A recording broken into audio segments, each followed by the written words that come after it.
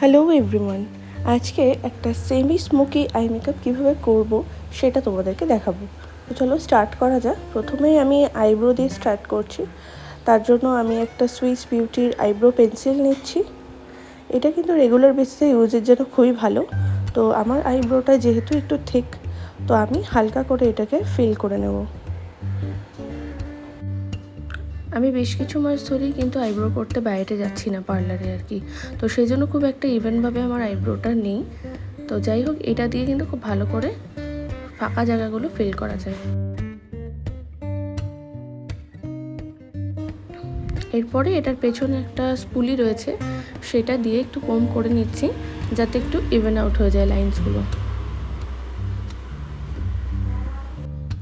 এরপরে আইলিড বেসের জন্য আমি একটা সুইস বিউটির কনসিলার নিয়েছি। এটা যথেষ্ট লাইট শেডেই আছে, তা আমি এটা ইউজ করি।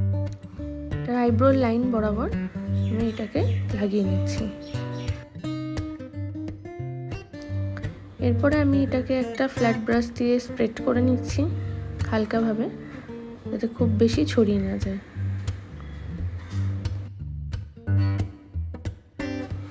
আর এটা একটা কনসিলার ব্রাশ, এরপরে নিয়ে এটাকে একটু ব্লেন্ড করে নিচ্ছি।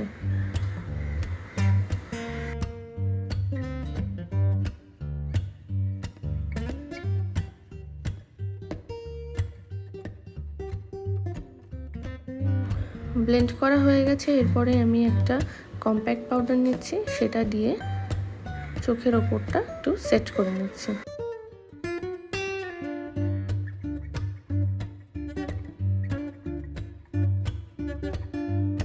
এরপরে আমি এভরিডে বেসিসে যেই প্যালেটটা ইউজ করি সেটা ইউজ করছি, সুইস বিউটির একটা আইশ্যাডো প্যালেট, যেখানে আমি একটা অরেঞ্জিশ টাইপের নিউড কালার নিয়ে ফ্লাফি ব্রাশ দিয়ে খুব ভালো করে ব্লেন্ড করে নিচ্ছি।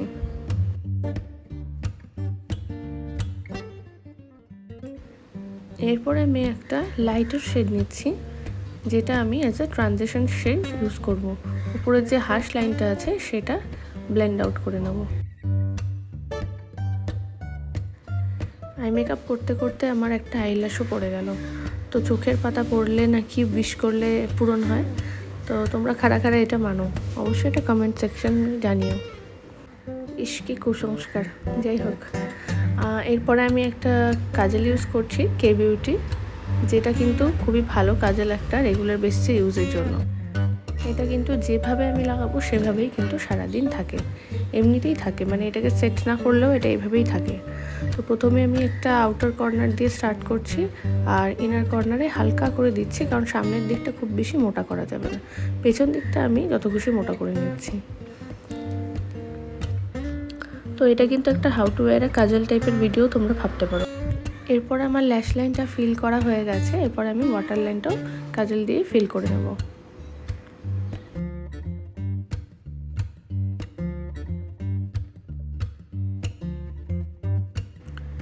এরপর আমি কাজলটাকে একটু টানতে টানতে উইং করে নেব, আর এই যে হাত দিয়ে জাস্ট একটু স্লাইটলি টেনে দেবো, খুব বেশি না, হালকা করে, যাতে একটা লাইন ক্রিয়েট হয়ে যায়।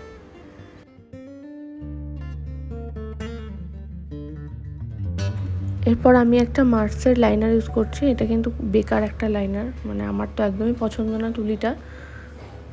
মানে আদার্স প্রোডাক্ট এত ভালো, কিন্তু এই লাইনারের তুলিটা আমার একদমই পছন্দ না।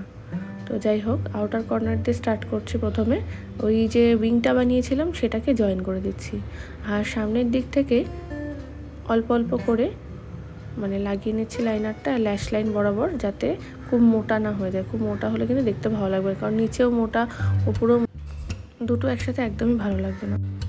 হালকা করে ইনার কর্নারটা ড্র করে নিচ্ছি।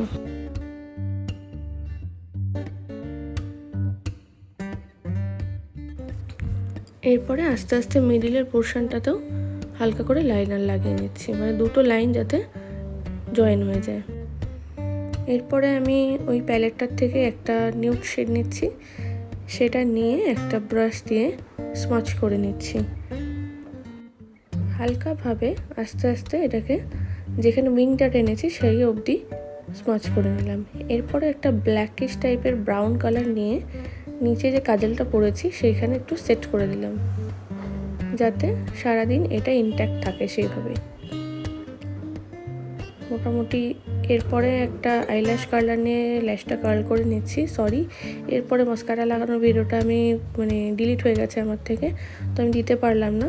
তো মাস্কারা যে কোনো একটা লাগিয়ে নিও। আর নিচের দিকে যেই প্রোডাক্টগুলো থাকবে সেটা একটু ডাস্ট অফ করার জন্য আমি একটা ইউজ করছি ফেস পাউডার। তোমরা যে কোনো একটা কনসিলারও ইউজ করতে পারো।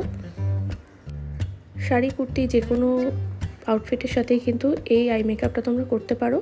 তো কেমন লাগলো জানিও আই মেকআপটা অবশ্যই কমেন্ট সেকশনে। তো দেখা হচ্ছে নেক্সট ভিডিওতে। Till then tata.